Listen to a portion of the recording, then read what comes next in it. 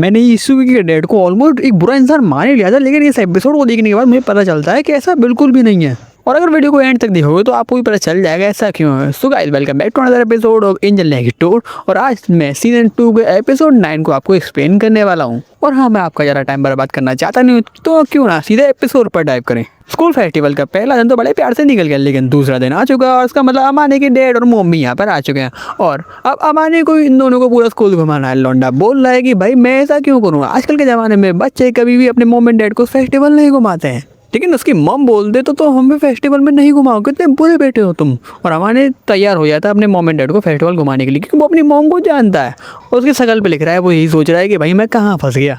अब उसके mom and dad तो यहाँ पे फेस्टिवल में सामान देख रहे हैं, लेकिन किडो यहाँ पे बोलते तुम्हारे मॉम एंड डैड का रिलेशनशिप यहाँ पे बहुत ज़्यादा अच्छा लग रहा है। पर अमाने पूछता है तुम यहाँ क्या कर रही हो, मुझे लगा तुम स्पोर्ट्स टीम के मैनेजर बन गई होगी और वहीं पे होगी। लेकिन तो वो बोलती है वो करना तो चाहती थी, लेकिन उसके बॉयफ्रेंड ने उसको यहाँ पे मना कर दिया, क्योंकि वो नहीं चाहता है कि उसकी गर्लफ्रेंड दूसरे लड़कों को घूर घूर के देखे। तो अमाने यहाँ पर समझाता है भाई उसको जलन नहीं हो रही है, यहाँ पे वो सिर्फ तेरी इज्जत का सवाल लग रहा है। तो इस समय किडो एक सिलाई क्लब में, और सिलाई क्लब में इस समय बहुत ज़्यादा खुश है, क्योंकि इस बहाने वो अपने बॉयफ्रेंड के लिए कपड़े बना सकती है और उसकी मसल्स को भी दिख सकती है। भाई ये लड़की अलग ही लेवल की है। अमाने भी उससे यहाँ पे यही बोलता है, तो बोल दिया अगर माहिरू को भी तुम्हारी बॉडी बिना कपड़ों के देखने के लिए मिल जाए ना तो उसको भी अच्छा लगेगा। तो अमाने बोलता है तुम अपनी बराबरी उससे मत करो, वो बहुत ज़्यादा अलग है। तो माहिरू भी यहाँ पर आ जाती है, ये पूछते तुम क्या बात कर रहे हो। तो किडो से पूछती है एक बात बताओ, अगर तुम्हें अमाने की बॉडी बिना कपड़ों के देखने के लिए मिले तो क्या तुम्हें वो अच्छा लगेगा। और माहिरू यहाँ पे साफ साफ मना नहीं करती है, शर्मा रही थी यहाँ पर और बोलती मुझे अच्छा तो लगेगा लेकिन वो इम्प्रॉपर रहेगा, मतलब अच्छा नहीं रहेगा। बेचारा ये सोच रहा होगा मैंने ये पूछा ही क्यों। इसके बाद में चितो से और अमानी की मॉम की यहाँ पे इतनी अच्छी जोड़ी बन जाती है, और वो भी किस वजह से, माहिरू की वजह से। क्यों दोनों ये बात करें कि माहिरू सच में बहुत ज़्यादा क्यूट है, बेचारी को यहाँ पर शर्म आ रही है। दूसरी तरफ डैड और ईसुकी की जोड़ी बहुत ज़्यादा अच्छी चल रही है। यहाँ पे डैड बोल रहे हैं कि मेरे बेटे का ध्यान रखने के लिए शुक्रिया, और वो भी बोल रहा है कोई बात नहीं, हर तो दोस्तों में चलता रहता है। और वो उससे पूछता अमाने से कि भाई इस बार तो कुछ बोलेगा नहीं, लेकिन अमाने भी बोल देता है भाई तू मेरी बात करता है तो इस जगह पे बहस करने का कोई मतलब नहीं, लेकिन हाँ मैंने तुझसे कभी बोला नहीं कि मेरी बात कर। अब ये लोग बात कर ही रहते तभी ईसुकी के डैड यहाँ पे आ जाते हैं और ईसुकी देख लेता है। तो वो चितो से बोलते हैं चितो से हमें जल्दी चलना चाहिए लंच के लिए, नहीं तो हमें एक अच्छी जगह नहीं मिल पाएगी। और वो चले भी जाते हैं ये कह के हाँ हम आपको दोपहर में मिलेंगे। ईसुकी के डैड आते हैं और बोलते हैं लगता है वो मेरे वजह से चले गया। अब अमाने अपने डैड को बोलता है कि ये ईसुकी के डैड है, एक दूसरे से ये हेलो बोलते हैं। और ईसुकी के डैड यहाँ पे बोलते हैं कि मुझे लगा ही था ऐसे होने वाला है, क्योंकि मैं उसकी गर्लफ्रेंड से कभी भी अच्छे से बात करता नहीं हूँ शायद से, इसीलिए वो मुझसे दूरी बना कर रखता है। और वो देखकर बोलते हैं मुझे लगता है आप अपने लड़की की गर्लफ्रेंड को बहुत ज़्यादा पसंद करते हैं। और मॉम यहाँ पे यही बोलती है हाँ हम उसको पसंद करते हैं, क्योंकि वो हमारे बेटे की फ्यूचर वाइफ बनने वाली, और माहिरू सच में वैसे भी बहुत ज़्यादा अच्छी लड़की है। ईसुकी के डैड बोलते पर आपको थोड़ी बहुत चिंता होती होगी, क्योंकि माहिरू को आप भी अच्छे से नहीं जानते, अभी आप लोगों की उससे मुलाकात हुई है। तो मॉम बोलती है हाँ हमको थोड़ी बहुत चिंता होती है, लेकिन क्योंकि माहिरू को हमारे बेटे ने चुना और हम जानते हैं कि हमारे बेटे का ये कोई भी फैसला गलत नहीं होगा, तो हमें अपने बेटे पर भरोसा है और माहिरू पर भरोसा है। वो बोलते हैं अगर ऐसी बात है तो मुझे आपसे जलन होती है। तो मॉम पूछती है क्या आपको अपने बेटे के पसंद पर भरोसा नहीं है।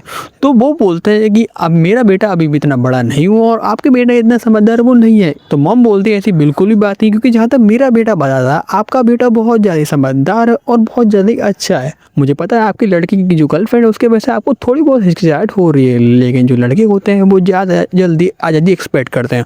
तो अगर आप उनको रोकने की कोशिश करोगे तो वो शायद से आपको पसंद नहीं करेंगे। और वैसे भी आपका लड़का बहुत ज़्यादा समझदार और बहुत ज़्यादा अच्छा है, और मुझे लगता है अपने बच्चों पर भरोसा करना एक पेरेंट्स की ड्यूटी होती है।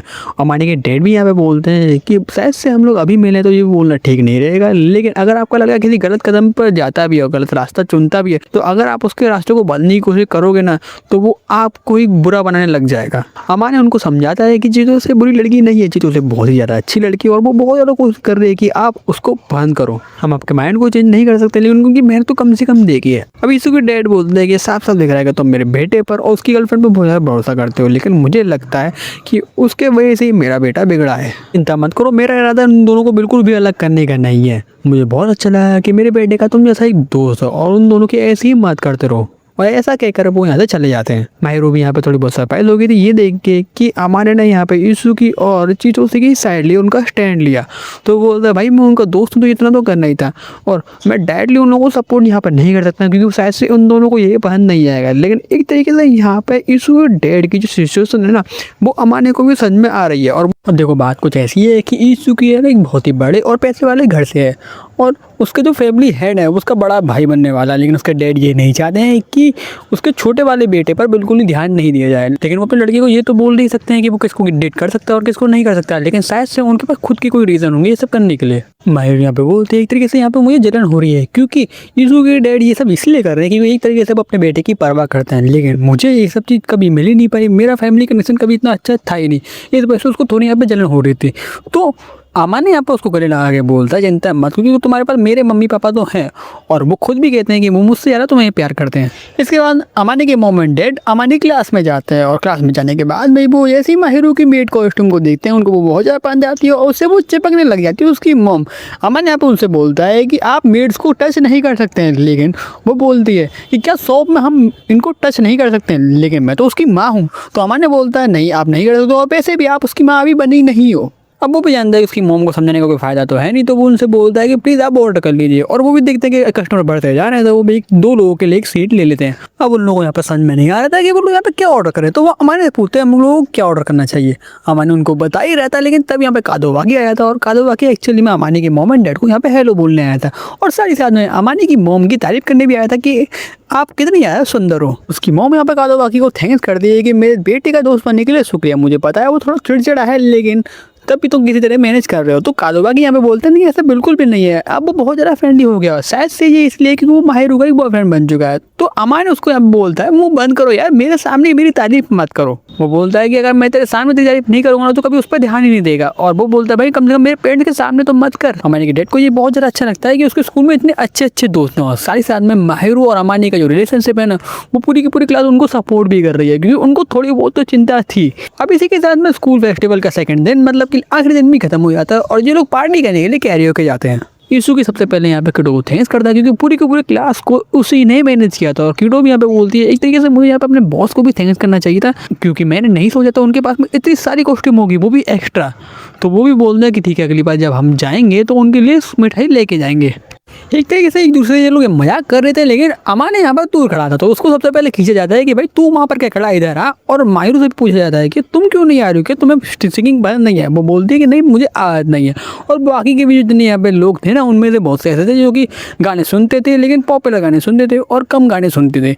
लेकिन यीशु की यहाँ पे बोलता है कि भाई कादोवाकी तूने मुझे क्यों नहीं बताया कि तो स्कूल में कॉन्सर्ट करने वाला है, हम लोग तो सुन ही नहीं पाए। अमान और माहिरू ने सुन लिया तो इसकी भरपाई के लिए कादोवाकी को यहाँ पे गाना गाना पड़ेगा। तो कादोवाकी गाना गाने चले तो जाता है, लेकिन वो बोलता है कि अगर मैं गाना गाने वाला हूँ तो इसमें अमानी को मेरे साथ में आना पड़ेगा। भाई वो बोलता है भाई मुझे क्यों, मुझे गाना नहीं गाना है।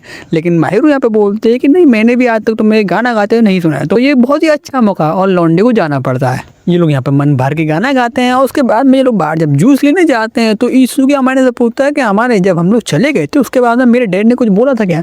तो हमारे बोलता है नहीं कुछ बुरा नहीं बोल रहा था, तुम्हारे बारे में उन्होंने कोई बुराई भी नहीं की, बस मेरे मॉम एंड डैड की तुम्हारे डैड से थोड़ी बहुत बातें हुई थी, चिंता मत करो तुम्हारे बारे में उन्होंने कुछ भी बुरा नहीं बोला है।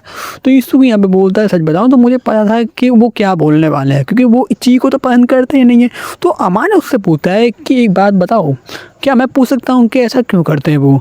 तब जाके यीशु की बात आता है कि ऐसा एक्चुअली में क्यों हो रहा है। अब असल में यीशु की का एक बड़ा भाई भी है जो कि बहुत ज़्यादा समझदार रहा है शुरुआत से और बहुत ज़्यादा मैच्योर रहा है और उसके पापा भी हमेशा से यही चाहते थे कि यीशु को जो बड़ा भाई है ना वो फैमिली हेड बने और वो ये करने वाला भी था। लेकिन एक दिन बीच में ऐसा होता है कि वो मना कर देता है कि मैं फैमिली हेड नहीं बनूंगा और आपके कदमों पर नहीं चलूँगा और एक लड़की से जिससे वो प्यार करता है उसके साथ में वो भाग जाता है।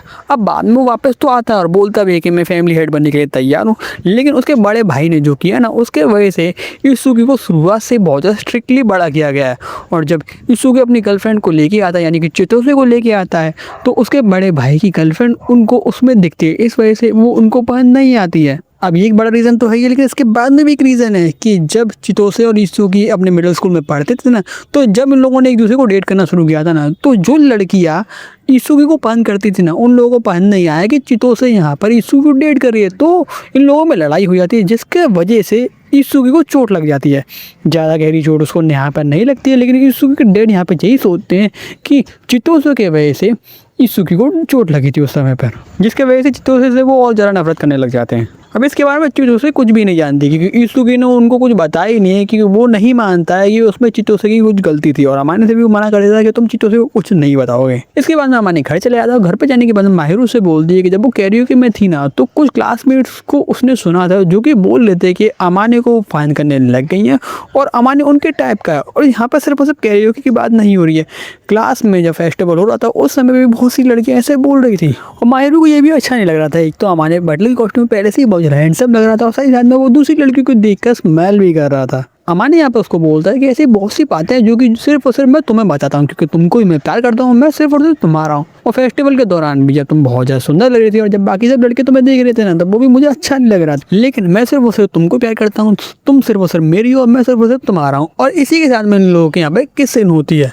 अब देखो अमानी ये सब बात माहिरू को इसलिए कह रहा था क्योंकि माहिरू थोड़ी बहुत बेचैन लग रही थी तो वो उसको शांत कर रहा था, लेकिन माहिरू यहाँ पे कुछ ऐसा बोलती है जो कि सरप्राइजिंग था। वो बोलती है मैं रात को तुम्हारे घर पर रुकना चाहती हूँ। और इसी के साथ एपिसोड खत्म हो जाता है। इस एपिसोड में हमको मेनली यहाँ पर युसुकी की फैमिली के जो मैटर्स है ना वो यहाँ पर ज़्यादा फोकस किए जाते हैं और हमको दिखाया जाता है कि उसकी जो डैड है उनकी पर्सनैलिटी कैसी है और वो चित्तों से वो पसंद क्यों नहीं करते हैं। अब एक तरीके से कहना उनका भी सही है क्योंकि वो नहीं चाहते हैं कि उनकी लड़के की जो गर्लफ्रेंड हो ना वो एक ऐसी लड़की हो जो युसुकी को बिगाड़ दे, लेकिन हम ये भी जानते हैं कि चित्तों से ऐसी लड़की नहीं है। तो आप इस बारे में क्या सोचते हो मुझे कमेंट करके जरूर बताना।